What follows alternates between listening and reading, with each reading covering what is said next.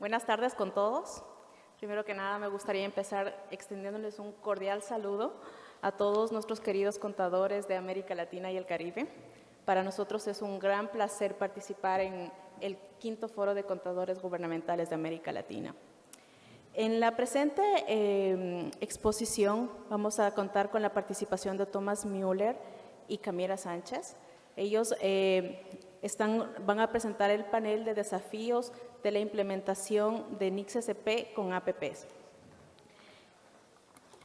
Presentarán los desafíos enfocados desde un punto de vista contable, desde un punto de vista de administradores y las lecciones aprendidas de las experiencias de otros países.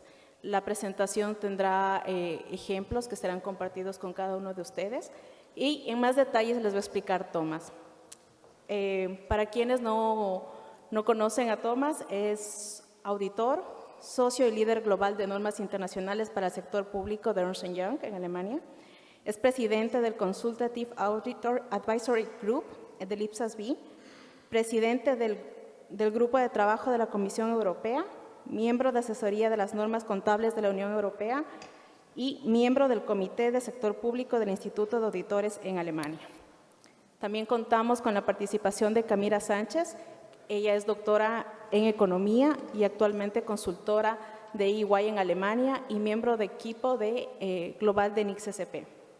Cuenta con una amplia participación y experiencia en la implementación de sistemas integrados de administración financiera en instituciones públicas y anteriormente, como la recordarán, fue jefa del Departamento de Normas y Mejoras Continuas de la Dirección Nacional del Ministerio de Economía de la República de Panamá.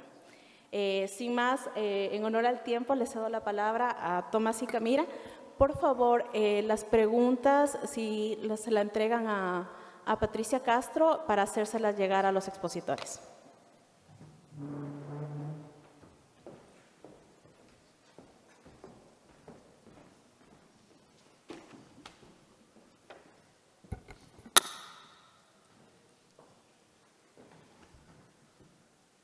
Estimadas damas y caballeros, estimados amigos, muchas gracias por la invitación al 5º Focal aquí en Buenos Aires. Es un honor para mí tener nuevamente la oportunidad de contribuir a esta importante conferencia anual. Les prometí que aprendería español y les aseguro que he tratado arduamente de hacerlo, con la invaluable ayuda de Kamira.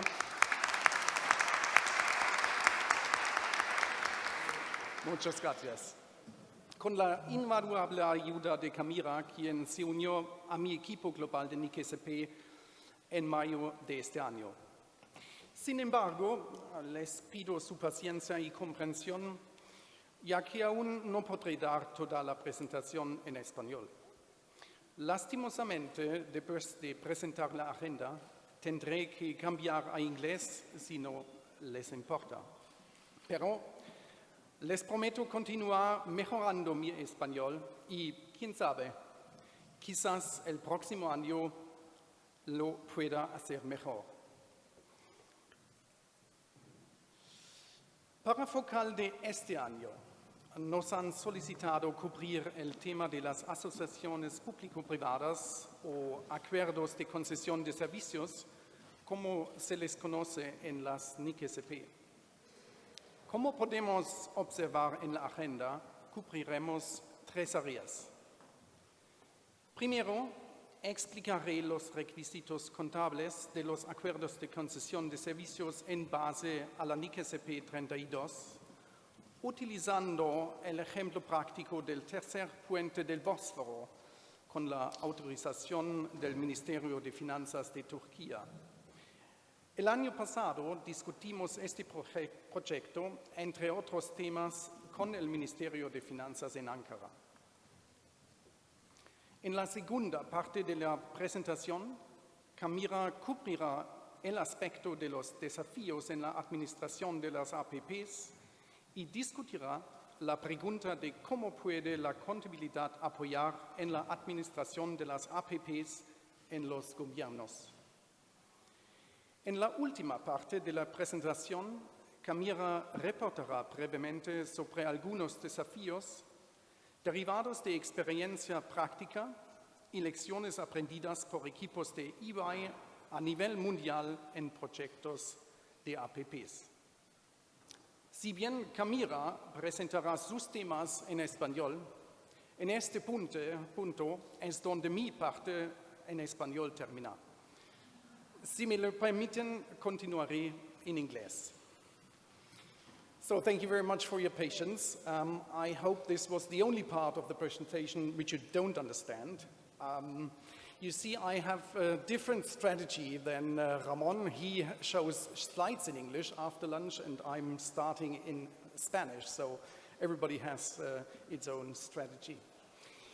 So let's start with the introduction, and I think I can be very short in this slide because this slide is covering the question which has already been covered a couple of times during the presentations this morning, and this is the question, why do we talk about PPPs? Why are we talking about finding new sources of funding or of financing? I found that very interesting. For projects and especially for infrastructure projects. Obviously, you see that with the rising infrastructure demand, obviously while facing challenges in kind of finding local sources, obviously there is a demand to kind of find new sources, and new sources emerge as alternative financing sources. And I think Secretario Morea explained it very well this morning in his presentation regarding Argentina. It was not possible to close the gap with local resources only, and I think this only already explains the why. Talking about accounting, and this is, I think, why we are here, talking about accounting, a short kind of introduction in what are the sources for accounting guidance. And you see on the right side that obviously within the IFRS literature, there was already in the past a guidance for operators, which was IFRIC 12. Which was based on the controls approach, so mainly on the question who controls the asset, who controls the resource. On the far left side, you see the statistical requirements, which are in SNA 2008 and GFSM 2011, which is based on the risk and rewards approach, so mainly asking the question who has the main risks and who has the main rewards. It was in this scenario where the IPSAS-B then developed its guidance in the middle, which is actually IPSAS 32, and the decision made by the board was obviously to mirror the controls-based approach of IFRIC 12 when defining the requirements for the grantor. So in other words, you see that obviously the requirements and the perception, the perspective for the operator on one side is the same, and the same approach as for the grantor on the other side. So this is a short introduction, and let's now talk about the accounting challenges or the accounting requirements of IPSAS 3032. So first of all, let's talk about the scope, and I think that's a little bit building on what speakers already said regarding what is it when we talk about a service concession arrangement, or a public-private partnership. So obviously, there are some elements in that, and this is only a short highlight. On the next slide, you see it a little bit better. Obviously, it's the operator who is providing public services related to the service concession asset on behalf of the grantor, and these are, in a nutshell, the three main elements. So everything what is kind of not covering these three aspects, let alone, let's say, not involve the delivery of public services on the left side, or service and management components where the asset is not controlled by the grantor, or outsourcing service contracts or privatization, and I think Ramon called that traditional public procurement. These are outside the scope of IPSAS 32. These are not service concession arrangements. So in other words, it's exactly like IPSAS 32 describes it in its scoping paragraph. A service concession arrangement is a binding arrangement between a grantor and an operator in which the operator uses the service concession asset to provide a public service on behalf of the grantor for a specified period of time, and the operator is compensated for its services over the period of the service concession arrangement. So these are the two elements which need to be a part of this contract in order to be looked at under the regime of IPSAS 32. And if you look at the different possibilities, then you see that obviously this service concession asset, which is used to provide the public services, can either be provided by the operator or it can be provided by the grantor. And furthermore, it can either be an existing asset or it can be an asset which is constructed under the regime of the contract. And I think that is, as Ramon described it, I think you see multiple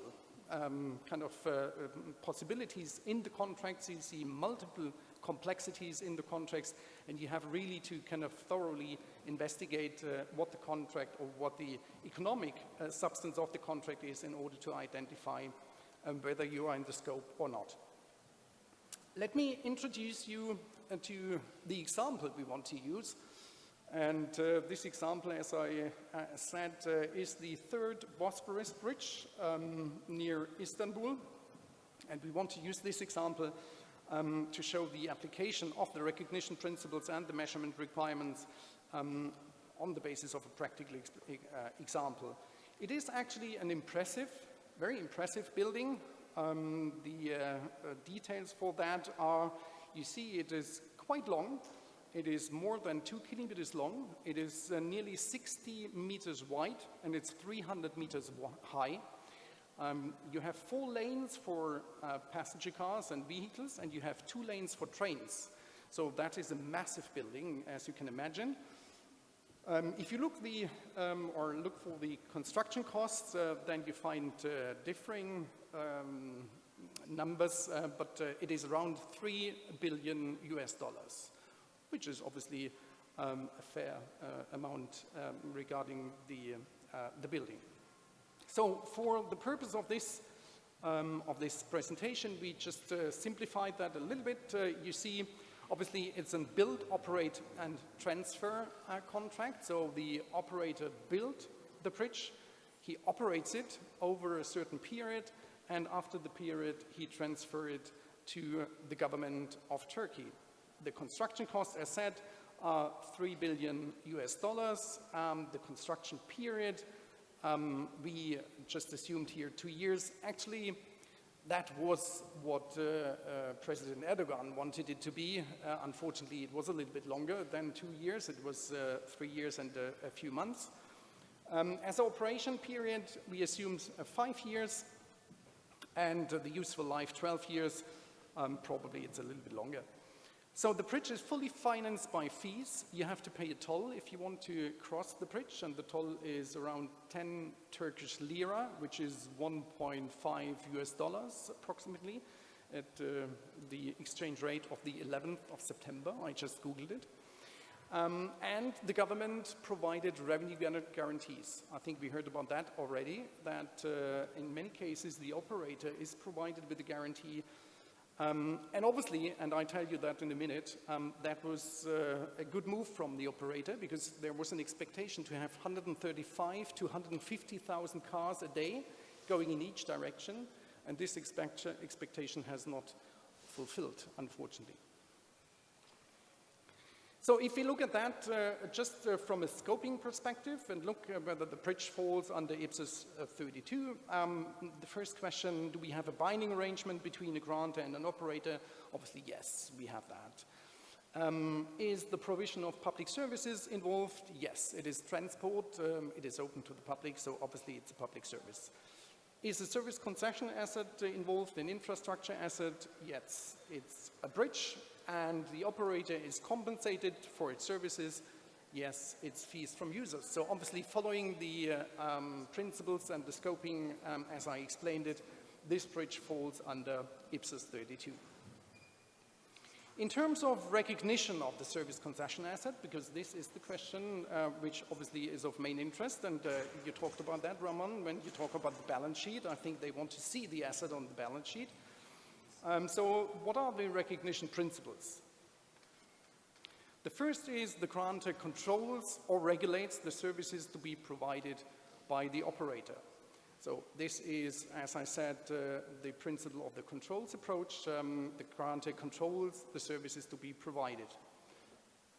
Furthermore, after the contract, the grantor controls any significant residual interest in the asset at the end of the arrangement. And that is very important as we talk about an asset, which is kind of a PP&E, so property, plant and equipment, or it could be an intangible asset. It has obviously to fulfill the recognition criteria of IPSAS 17 and IPSAS 31. In more detail, it's probable that future economic benefits associated with the item will flow to the entity, and the cost or fair value of the item can be measured reliably. That is sometimes a challenge, as you can imagine. We will see that in our example it's a little bit easier, but in many cases the grantor does not know the construction cost. This is part of the secret of contract negotiation of the operator, obviously, so that might be a challenge. We come to that in a second. It is definitely, in many cases, a challenge during the construction period, because you need the information for each and every single year of the construction, how kind of the progress was done in this year and what that means in accumulated costs. So if we transfer that to our example, again, regarding recognition of the bridge, the grantor controls and regulates the services to be provided by the operator, yes.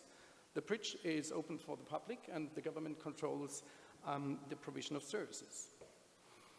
The grantor controls any significant residual interest. Yes, we have seen that. After the operating period of the contract, the bridge has to be transferred to the government. So from the 1st of January 2023 onwards, the government is kind of owning the bridge.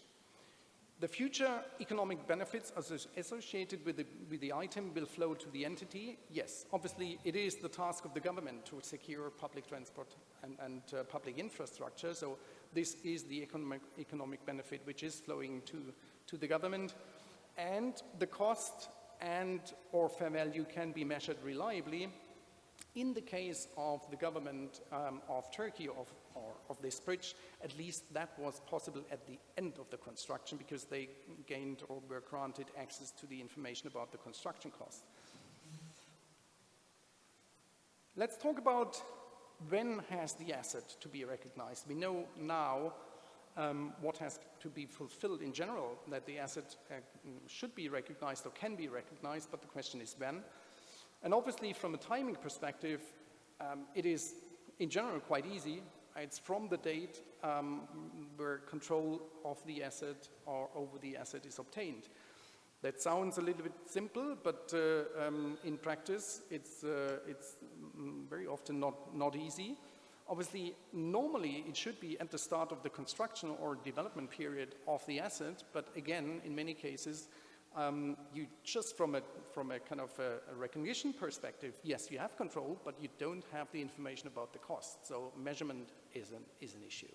Yeah, you would be allowed to recognize, you probably would have control, but we come to the problem of measurement in a second step. Again, just want to remind you that the recognition criteria of IPSAS 1731 has to be fulfilled.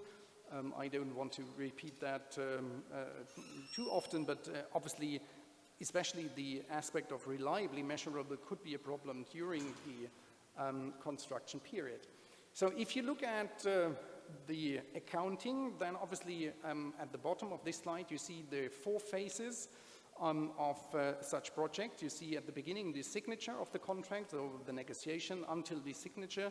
Then you see the construction, you see the operation, and you see the remaining useful life after termination of the contract, after the service concession asset has been transferred to the grantor. And obviously the standard in theory requires accounting over the last 3 periods, so starting with the construction and ending obviously with the end of the useful life of the service concession asset. If we talk about measurement, then obviously the initial measurement has to be at fair value. What is fair value? Obviously, fair value in this example, and I come to that, is obviously the construction cost, if you know that. If you don't know that, then I think determining fair value is a challenge, because obviously we talk about, very often we talk about specific assets, like bridges, like roads, whatever. For roads, it might be easier to determine kind of a market price, because you know what kind of are comparable transactions in building roads. But for very specified assets, that might be a challenge. Just a remark here, for those which are familiar with the requirements, the measurement requirements or possibilities and opportunities for subsequent measurement, and this is what is shown here. You can either use the historical cost method for subsequent measurement, or you can use the revaluation method, again using the fair value. Just a remark here, the use of fair value for initial measurement is not constituting the application of the revaluation method. In this case, fair value is deemed being historical cost. Yeah? So you still have the choice to move on with this initial fair value and use it as historic cost and depreciate it, or to use the revaluation method afterwards. That is very comparable to IPSAS 17, IPSAS 31, so if you're familiar with these standards, that's nothing new for you. So talking about our example, again, the wonderful bridge. So asset recognition at the start of the construction or the development period, in our case, no, because the government of Turkey had no information. And they had large and huge and intensive discussion with the IMF, because they were requesting them to account for this bridge from start of the contract onwards, but the government really struggled in getting this information. As you will see in a minute, though, that does not mean that the government has done nothing in terms of accounting or in terms of kind of managing the accounts between signing the contract and the start of the operation. I show you that in a minute. Initial measurement at fair value, yes, this was done. It was kind of the construction costs were used as fair value. And obviously this already confirms that the asset was reliably measurable, because the information about the construction cost were provided by the operator in this case. So asset recognition from the date of control over the asset, it's kind of a yes and no. No if you look at the construction, but yes after 1st of January 2018, so meaning the beginning of the operation. And now very important, the asset was accounted according to IPSAS 3217 as a separate class of asset at historic cost. In other words, it was shown in a separate class in the balance sheet. So let's now move to the liability side, or before I go to that, just show you the flow of the stages on the bottom of the slide. You see that in deviation of what the coverage of IPSAS 32 would be, the government of Turkey was not able to account for this project already in the phase of construction, but started the accounting at the beginning of the phase of operation. So now let's look at the liability side, and let's see how to account for the liabilities. The key principle for kind of recognition is when the grantor recognizes an asset in accordance with IPSAS 32.9, so if he receives an asset which is not an existing asset, he should also recognize the liability. I show you that in a minute, and we distinguish two different models. The first model, obviously we distinguish three models because you can have a mixture between the first and the second model. The first model would be a financial liability model, which means that there are direct cash flows from the government to the operator. Yeah? So obviously the structure, the nature of the liability, which is depending on the nature of the consideration exchange between the grantor and the operator, is a financial liability. That's an easy, from an accounting perspective, that's an easy case. The other side is the grant of a right to the operator model. And that means that the grantor is not paying directly to the operator, but the grantor provides access for the operator to receive money from users of the service concession assets. In our example, I go to that in a second, obviously the opportunity for the operator to collect tolls from the people using the bridge. So this is the grant of a right to the operator model. So either granting the right to earn revenue from users of this asset or to provide another asset. You might see these cases as well, and to say to the operator, okay, I give you another asset which you can use in order to generate revenue. So these are the two possibilities. And if we talk about the measurement for that, then obviously the initial measurement is quite easy. It is the same amount as the service concession asset, so obviously the fair value at the beginning. In the further kind of subsequent measurement, financial liability is according to IPSAS 29, so amortized cost, obviously. So you kind of develop the liability further by deducting the kind of the amounts already paid. And for the grant of a right model, it is the unearned portion of the revenue arising from the exchange of assets. That sounds a little bit strange because and therefore I think we have to look at that at a little bit more detail. And I already said for mixed arrangement, you account separately for the two parts of the contract. One is accounted for as a financial liability, and obviously the other one is accounted for following the grant of a right model. So what is this grant of a right model? And this slide is a little bit crowded. I hope you can see it. Yeah, I think it looks good. What are the specifics of the grant of a right to the operator model? Obviously, you see that there is an exchange of assets, and these assets obviously are dissimilar. The grantor receives an asset, and he gives a right.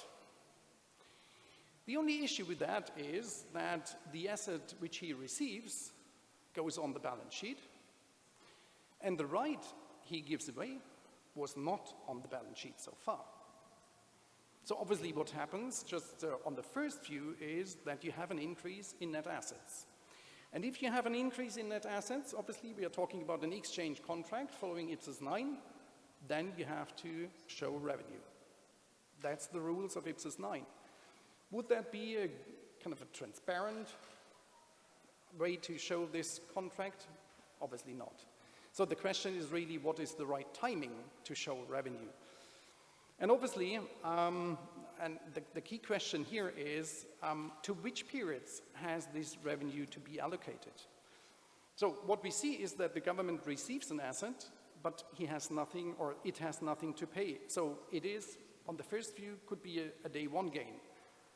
But the answer here is obviously not or no, because it has the obligation to grant access to the operator so that he can collect revenue during the operation.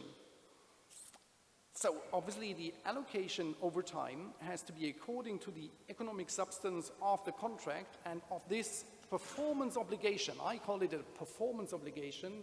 The government has a performance obligation to open up access to the operator to gain these revenues, and obviously this has to be reflected.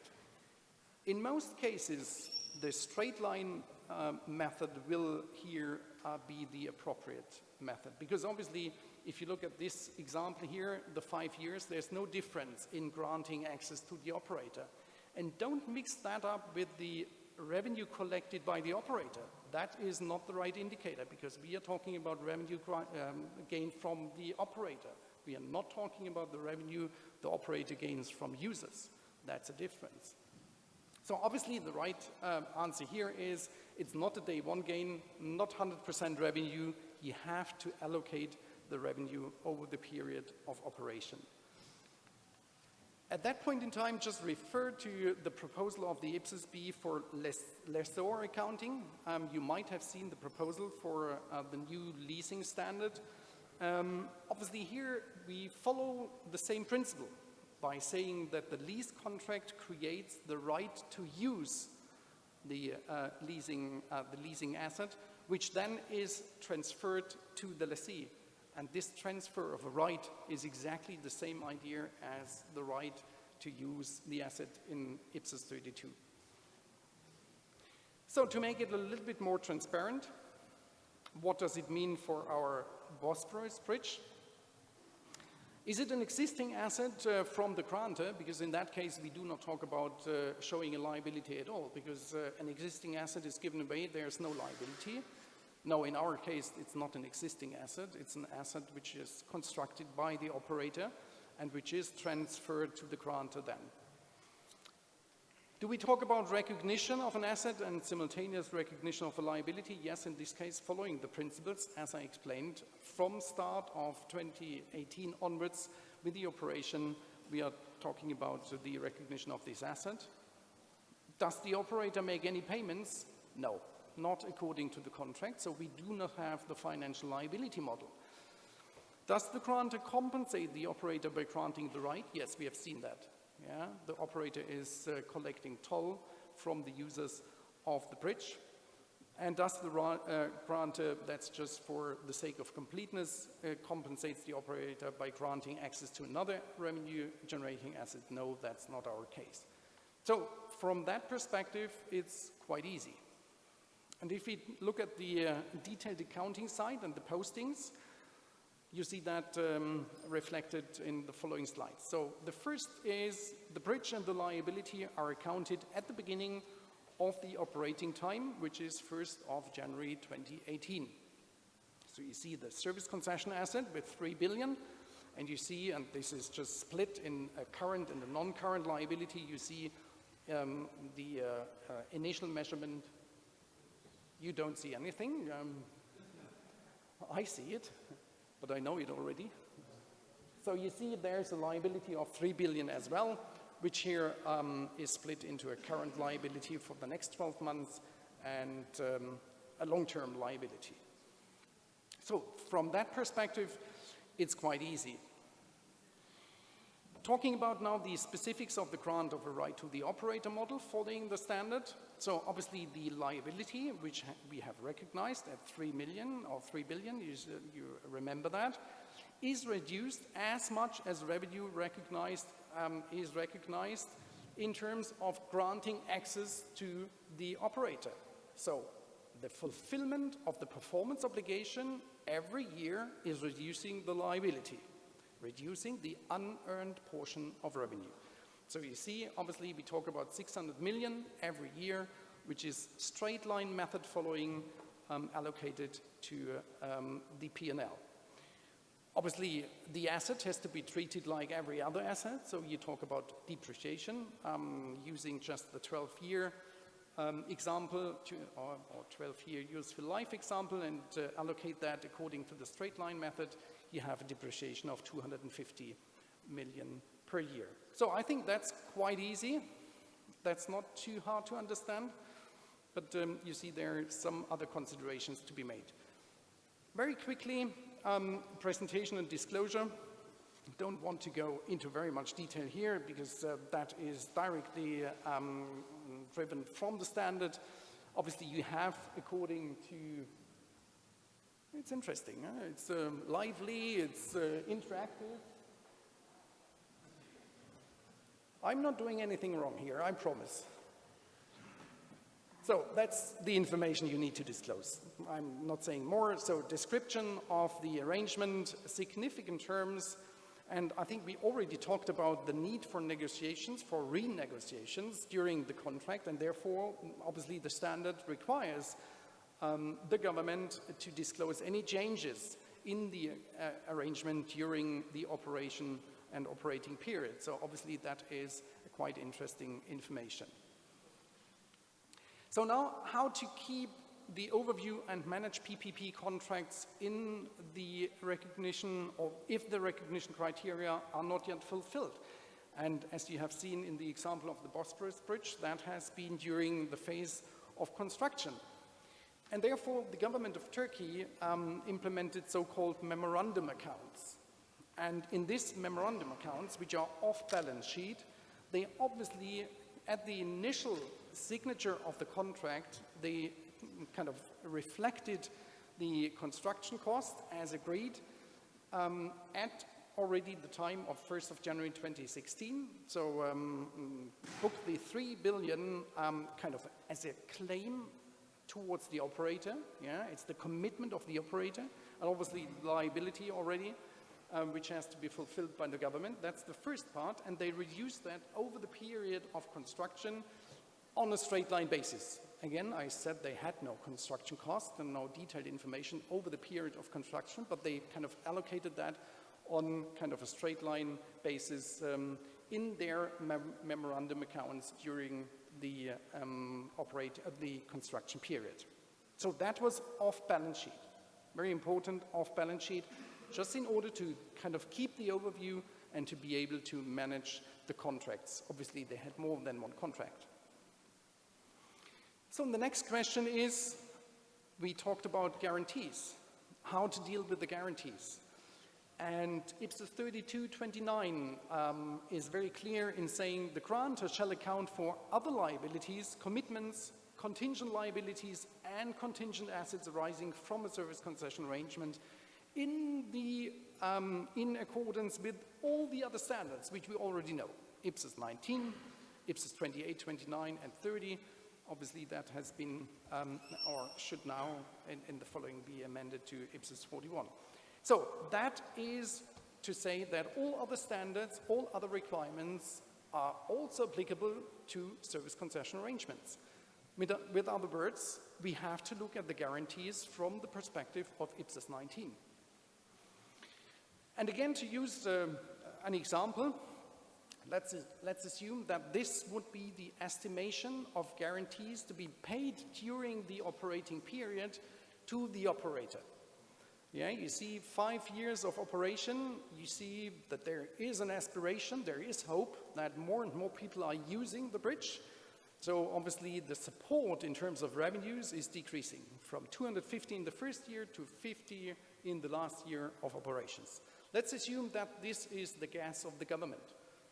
So obviously this guess, this estimation has to be kind of reassessed at the end of each reporting period in order to get kind of the most updated information, to use that and to come to a reflection of what would be the total amount of the guarantee in the future. That's just the amounts. That's not saying anything about the probability. And the probability, obviously, is the main indicator how to deal with that in the accounting. So that's just how kind of Turkey assessed the amount. And obviously, when they did that, independent from the probability, just for management purposes, they again booked these memorandum accounts and said, okay, there might be a guarantee of 800. Yeah? So this is what they reflected here. Revenue guarantees as shown at 800. And now obviously the probability increased. Obviously they saw that not enough users are using the bridge, and now they had to kind of obviously to come from an off-balance sheet accounting to an on-balance sheet accounting. I'm not talking only about contingent liabilities, which would be probability then less than 50%. It was more than 50%, and obviously they then had to react and had to book the full amount, not only the amount of the next year, but the full amount of the expected cash outflows under the guarantee into the P&L, into the profit and loss account, and into the balance sheet. You see expenses 800 versus provisions of 800. So actually the project had failed to meet the projections, so that Ankara had to support the operator's revenue. So let's assume, just again for purposes of nice accounting and nice postings, let's assume that the first year showed less than the expected guarantee cash outflow of 250. If that would have been the case, then obviously you would have kind of a posting like reducing the provisions by the first year, 250, Cuenta de Banco, so the cash outflows of 200, and revenue, other revenue of 50. Yeah, because you booked the 800 to the expenses, and you needed less than you assumed, under the assumption that the next 4 years stay the same, you would do the following posting at the end of the first year of operation. In the off-balance sheet memorandum accounts, you see that you reduce the full 250 because they were included in the guess of 800 in the off-balance sheet memorandum account. At the end of the operation period, what happens there? Obviously, the bridge is transferred as according to the contract to the grantor. So you have to kind of reclassify the bridge from the kind of a service concession arrangement or service concession assets into the normal, I would say normal PP&E. So you book the full amount of the historic cost from one class into the other. And obviously you also reclassify the accumulated depreciation from one class in the other. So in the end, I think you transfer a net asset of 1,750. So that's, in a nutshell, the booking and following the requirements of IPSAS 32 using the example of Bosporus. And that is where my part ends. And I think we already recovered a little bit of the time where we started late. So with that, I'm handing over to Kamira and wish you pleasure and good luck.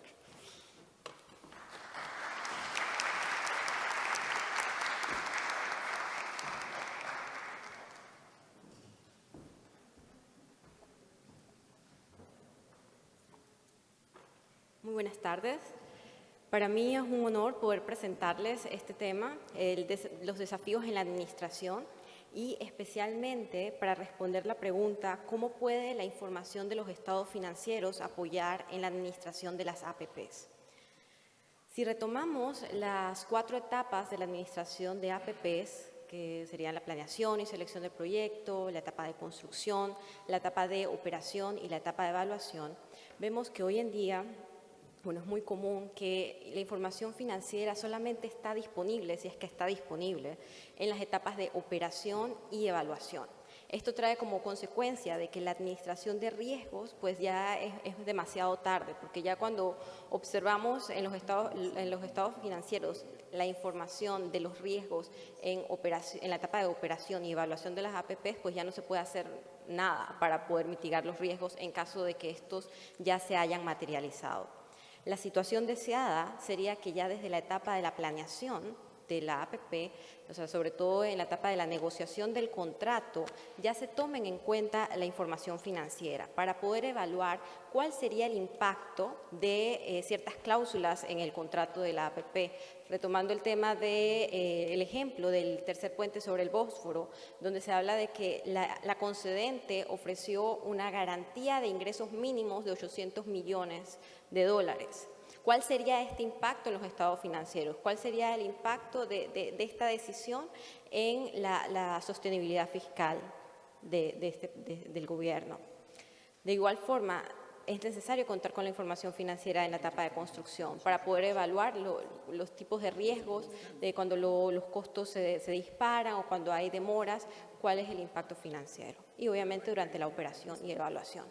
Cuando hablamos de riesgos en la administración de APPs, tenemos 3 tipos principales de riesgos.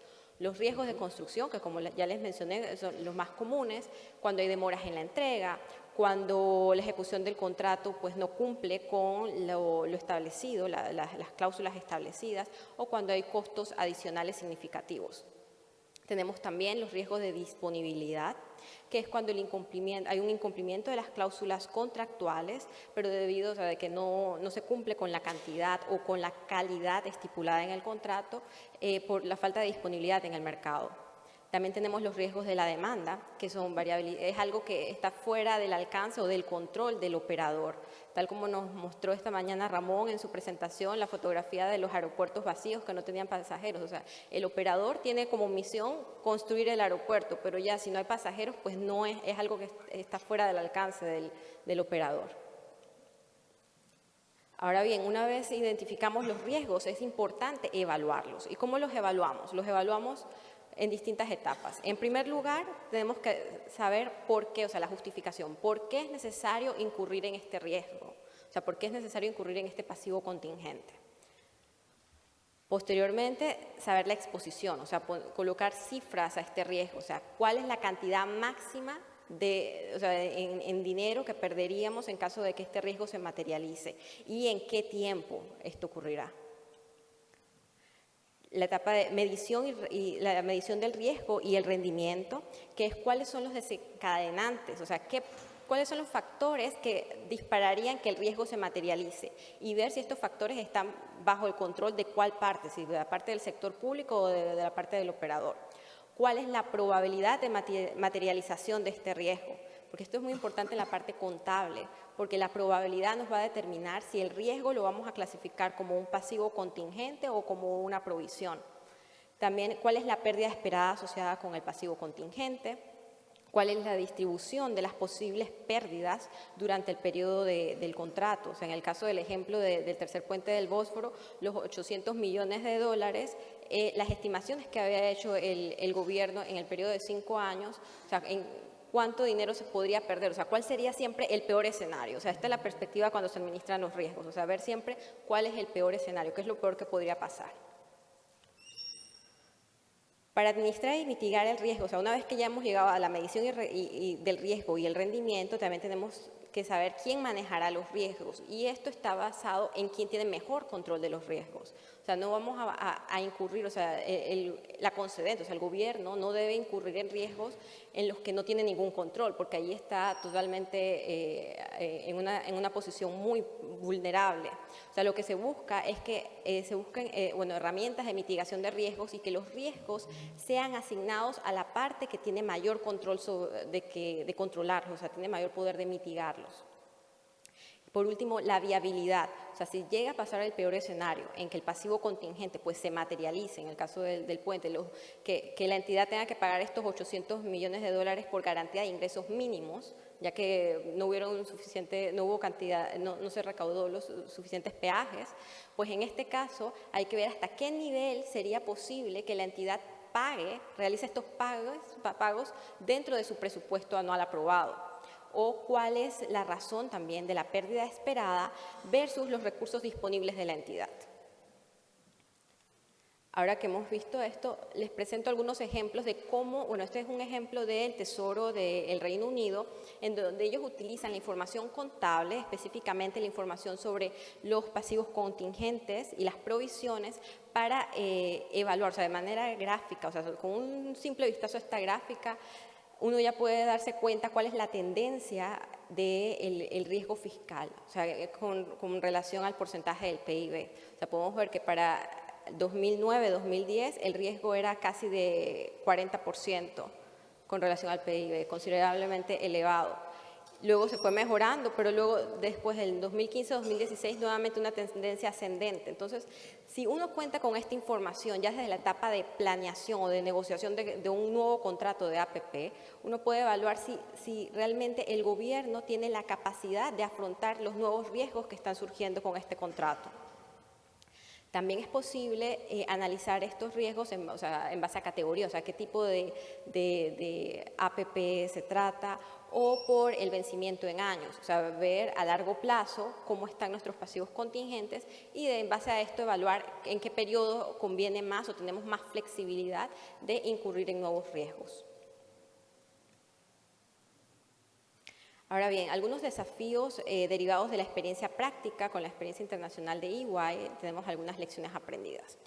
En primer lugar, bueno, lo que se recomienda para poder generar un mercado maduro de APPs que sea capaz de atraer nuevos inversionistas es primero invertir en instituciones y recursos y habilidades dedicadas a las APPs. Tener una consistencia en la implementación. Se recomienda siempre para generar economías de escala, se recomienda tener un programa de APPs en vez de proyectos individuales para generar ahorros. Obviamente la innovación, siempre cuando se trata de APPs, la interacción o la colaboración entre el sector público y el sector privado permite generar nuevas ideas de cómo generar la infraestructura pública en el caso de los acuerdos de concesión de servicios. Para la administración del riesgo, entender qué parte es la más indicada para manejar estos riesgos y incentivar la inversión extranjera, es sumamente importante. Para prevenir el fracaso de un proyecto, lastimosamente, bueno, hoy en día, si uno le pregunta a las personas, a la sociedad civil en general, las APPs tienen una mala reputación. O sea, cuando se habla de APPs, ya de una vez se piensa en son costosas, son riesgosas, incentivan la corrupción. Pero generalmente cuando las APPs, o sea, cuando esto ocurre, no es por culpa de los principios en sí de las APP, sino en la forma en que se han implementado, se han puesto en práctica. Ahí es donde están los errores. Entonces, ¿qué es lo que se recomienda? Se recomienda, en primer lugar, involucrar a los contadores ya desde la etapa de la preparación, o sea, de la etapa inicial. Ya cuando se están negociando los contratos, los contadores tendrían que estar allí, porque ellos son los que conocen las cifras, los estados financieros, y ellos podrían evaluar cuáles son los impactos de una nueva APP. O sea, ya saberlo de antemano. Si sabemos que el riesgo fiscal es demasiado elevado, pues no podemos ofrecer en el contrato una garantía de ingresos mínimos al operador, porque sería contraproducente. De igual forma, se recomienda, porque uno de los principales problemas que se encuentra mucho es que el Departamento de Contabilidad no cuenta con la información de manera oportuna para hacer sus registros. O sea, eso fue también lo que le ocurrió a Turquía con el tercer puente sobre el Bósforo, que ellos no contaban con la información oportuna durante la etapa de construcción, y es por esto que no podían hacer los registros. Entonces, una de las recomendaciones es que, pues, si es posible, se incluya como una de las cláusulas en los contratos de APPs, pues los requisitos, o sea, qué tipo de información el operador le debería proporcionar al Departamento de Contabilidad para que se puedan hacer los registros de forma oportuna.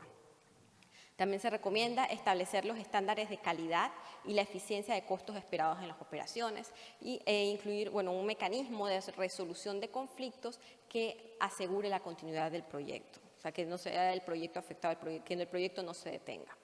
Es muy importante que el sector público cuente con el mismo nivel de capacitación, o sea, habilidades y experiencia que el sector privado. O sea, tenemos que, en la práctica se ve mucho que la parte del operador, el sector privado siempre están con los mejores consultores, tienen los mejores profesionales, y el sector público no cuenta con estos recursos. Entonces, a la hora de negociar, obviamente, el sector público está en una posición débil, en donde el sector privado prácticamente puede negociar el contrato a su favor por desconocimiento o falta de habilidades en el sector público. Como ya les mencioné, la consistencia en la implementación es muy importante para generar la confianza en el mercado, tener un flujo de operaciones saludable, que significa que se aprenda de las lecciones, que se aprenda de los errores del pasado. Y esto se logra normalmente cuando se tiene de forma centralizada la administración de las APPs, porque de esta forma se asegura de que lo que ha ocurrido en el pasado, pues los errores del pasado no se repitan en el futuro. Y sobre todo, pues es muy recomendable estandarizar, utilizar ya formatos estándares de contratos, de matrices, de cláusulas, para evitar también tener que repetir, o sea, empezar de cero, escribir cada vez un nuevo pliego de cargos, en vez de ya tener documentos estandarizados que se puedan reutilizar, pues esto es algo muy beneficioso. Como les decía, crear economías de escala es fundamental, o sea, siempre se recomienda tener un programa de APPs en vez de proyectos individuales, no solo, o sea, primero porque genera un mejor resultado para la comunidad, de que van a tener, pues, activos en menor tiempo. Segundo, un mejor resultado para el gobierno a través de procesos de adquisición más eficientes, una participación competitiva del mercado, porque obviamente cuando hablamos de un programa de APPs hablamos de cifras considerables que llaman la atención de grandes consorcios internacionales e incentiva la competencia, o sea que es algo muy positivo. Y bueno, un mejor resultado para el mercado a través de la habilidad de ofrecer acuerdos de mayor valor económico, invertir en propuestas y desarrollar soluciones innovativas. La administración de riesgos permanece en el centro de proyectos de las APPs. O sea, por una parte, tenemos que los pasivos y los riesgos de las APPs usualmente no se presentan en los estados financieros, o sea, pasan desapercibidos. Y esto es algo muy peligroso, o sea, podrían ser utilizados para saltar controles presupuestarios y fiscales y convertirse en una carga oculta para la economía en el sector público, afectando la estabilidad fiscal. ¿Cómo evaluamos esto con el riesgo? O sea, como les mencionaba, primero hay que conocer, para poder distribuir el riesgo, hay que conocer cuáles de las partes involucradas son aquellas que tienen mayor control de estos riesgos y cómo podrían mitigarlos. O sea, quién tiene mejor capacidad de controlar la probabilidad de ocurrencia del riesgo. quién tiene mayor capacidad de controlar el impacto del riesgo en los resultados del proyecto, quién puede asumir el costo del riesgo y asumir el riesgo a un menor costo. Una vez esto se ha identificado, la entidad puede decidir cuáles riesgos retener y cuáles riesgos transferir. Por una parte, retener el riesgo son aquellos riesgos en los que se tenga mayor control y, sobre todo en los mercados maduros, se deben su éxito a la habilidad para identificar, retener y mitigar los riesgos que son mejor manejados por el gobierno y transferir aquellos que no, pues al sector privado. Y evaluar siempre la relación costo-beneficio. O sea, el sector público debe saber de que si está reteniendo algunos riesgos, este asumir riesgos se tiene que ver reflejado también en una reducción de los costos por parte del operador. Bueno, y se transfiere el riesgo, se recomienda distribuir el riesgo a la parte del sector privado que puede manejar el riesgo de una mejor forma y, bueno, colaborar siempre con el sector privado. Sobre todo, hemos visto hasta ahora la gran importancia de la administración de riesgos para una administración eficiente de las APPs.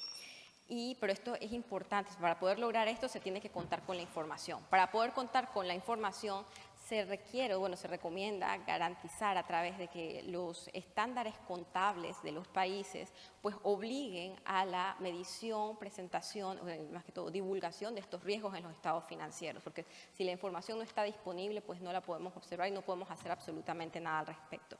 Pero no solo eso, no solo es importante que estén estos requisitos en los estándares contables, sino también que se ofrezcan capacitaciones constantes tanto a los contadores como a los auditores para que haya una garantía, una seguridad de que se estén aplicando las normas contables correctamente. Y de esta forma, bueno, culminamos la presentación. Muchísimas gracias por su atención y esperamos sus preguntas.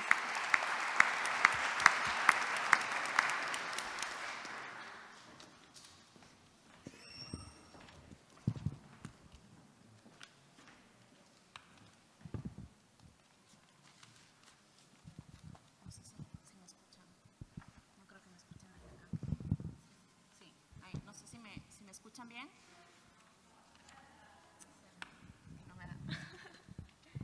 Listo, ahí nos escuchan. Perfecto. Primero que nada, hemos recibido varias felicitaciones, tanto para Tomás como para Kamira por su presentación. Realmente cuando lo estábamos pensando, mirábamos la forma de hacerlo dinámico para ir un poquito ya aterrizando en cifras y en los registros para cada uno de los modelos que hay, ¿no? En esa línea, las preguntas están enfocadas básicamente al registro al ciclo del registro de una APP. ¿Cuándo podemos reconocer el ingreso, los ingresos de un activo que fue concesionado? ¿Sí? ¿Cómo podemos registrar los costos de diferencia que se da cuando lo hizo un operador privado y la diferencia que lo da si lo hubiese realizado el gobierno? ¿Cómo podemos registrar estos valores? Y cuando ya el activo se registra ya en las cuentas principales, ¿cómo se deberían eliminar estas cuentas de orden?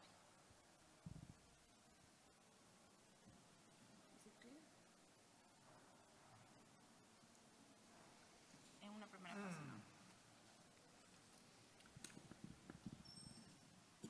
Yeah, I think I try to answer the questions as I understood that, and Bianca, please correct me if I understood it wrongly.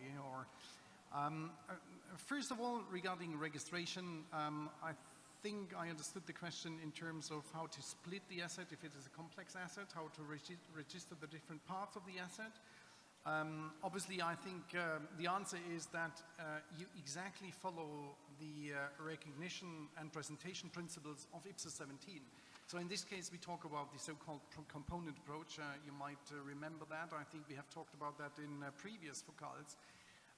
Regarding the different parts of the asset, whether these parts are kind of representing a component which is making more than 10% of the complete value. Especially one criteria for a component is if there is a significant difference in the useful life of this component compared to the useful life of the whole asset. So I think in order to kind of, after the termination of the operating period, in order to kind of fulfill the requirements of IPSAS 17 afterwards, you already do that component approach during registration of a service concession asset. I think there's no difference between IPSAS 17 requirements for normal PP&E and the requirements for an IPSAS 32 service concession asset. That's the first question. The second question regarding revenue, I think again, probably I haven't been that clear, but we have to clearly distinguish between the amount of revenue which the operator is collecting from users of, let's say, the bridge in this example, because this revenue has nothing to do with the revenue which is accounted by the grantor under service concession asset. The revenue of the operator is only important in order to make an assessment whether the revenue guarantee granted by the grantor has a probability of a cash outflow of more than 50%. That's the only part where the information regarding the operator's revenue is of interest. The revenue of the grantor is the kind of reducing of the performance obligation of granting access to the service concession asset over the period of the operation of the contract. So that is the revenue of the grantor, the reduction of this performance obligation. And this, again, is not in line with the revenue generated by the operator. It has no connection whatsoever between the two.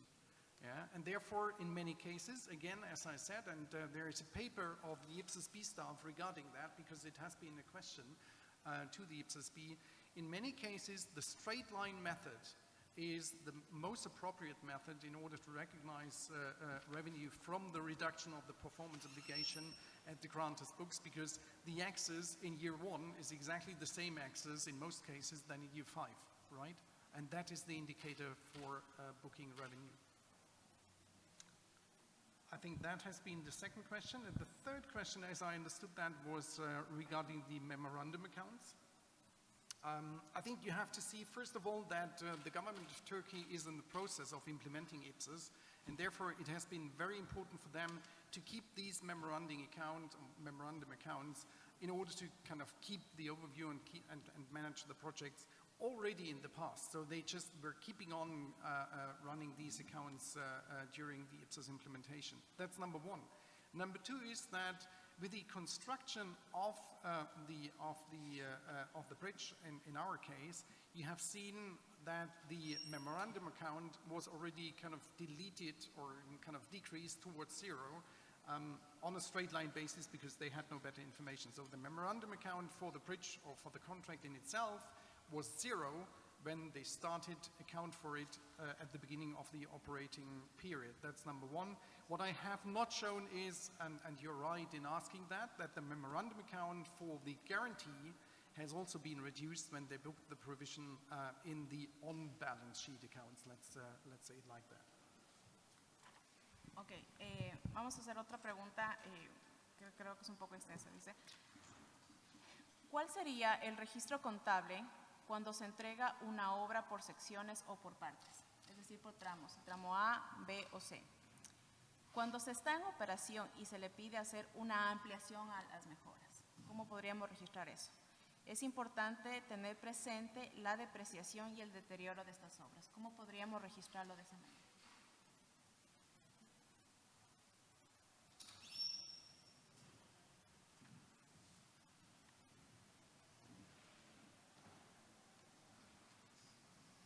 Let's see whether I understood that.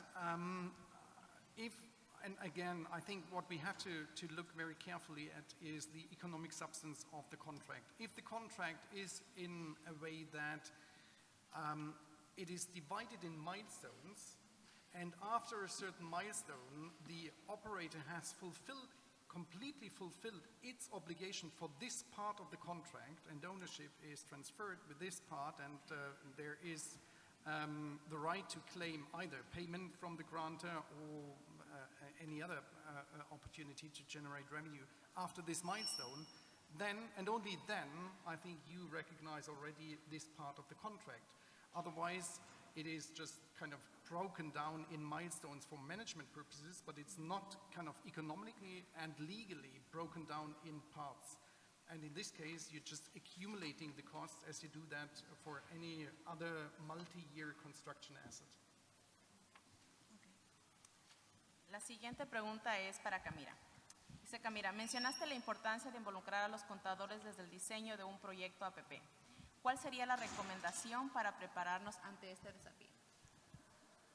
Bueno, en primer lugar, es sumamente importante que los contadores, o sea, ustedes tienen la información contable, ustedes saben cuál es la situación financiera, la salud financiera de su entidad. O sea, no tengan miedo de hablar y decir lo que está pasando. O sea, si ven que hay alguna cláusula que tendría un impacto muy negativo en los estados financieros, pues díganlo, adviértanlo. O sea, sobre todo, o sea, no quedarse callado, creo que es muy importante porque podrían ayudar a prevenir que pase un desastre fiscal posteriormente. O sea, esa sería mi principal recomendación. Infórmense bien de qué se trata la APP, el nuevo proyecto en que se va a incurrir y sobre todo en la parte de los riesgos, lo que son las garantías. Esa es la parte más crítica, o sea, las garantías que ofrecería el gobierno al operador. Esta sería la recomendación. Otra pregunta es, ¿cómo podemos ser más competitivos para atraer a expertos al sector público, especialmente dadas por las limitaciones presupuestarias que enfrentan los gobiernos?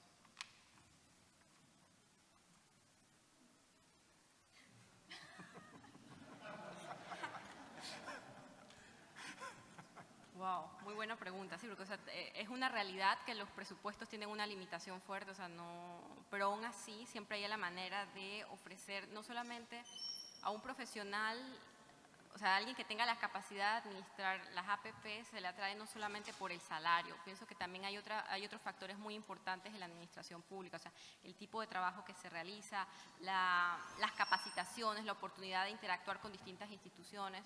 Pienso, y sobre todo es muy importante ofrecer estabilidad laboral. En algunos gobiernos esto no ocurre en el sector público. O sea, cuando se ofrece estabilidad laboral, se ofrecen otro tipo, aparte de, bueno, el salario, si no se puede hacer mucho por el presupuesto, ofrecer otras cosas, o sea, capacitaciones para poder atraer personal joven, personal motivado y sobre todo capacitado para asumir los nuevos riesgos de las APPs. I just want to add to that, Kamira, thanks for answering that. I think I look at this from a different perspective, which is from our perspective, which is the private sector perspective. And I think that's probably mirroring what Kamira just said. When I talk to young people today, they are looking for serving a higher purpose. They are kind of looking for kind of serving the society and not only being focused in wages or earning kind of lots of money in a short time. So I think the attractiveness of the public sector probably is increasing from that perspective because obviously the younger generation is looking for other considerations being received for their work. And I think that is really the chance where you have probably an argument. But obviously it is very hard and Kamira said that, to get weapon equality on both sides compared to kind of a private sector, highly paid lawyer who is specialized in this, in negotiating these contracts. I think he probably would not look for serving the better purpose, I'm afraid to say. En honor al tiempo, damos el pase al los siguientes expositores. Muchas gracias, Tomás, Kamira, y a todos ustedes por sus preguntas.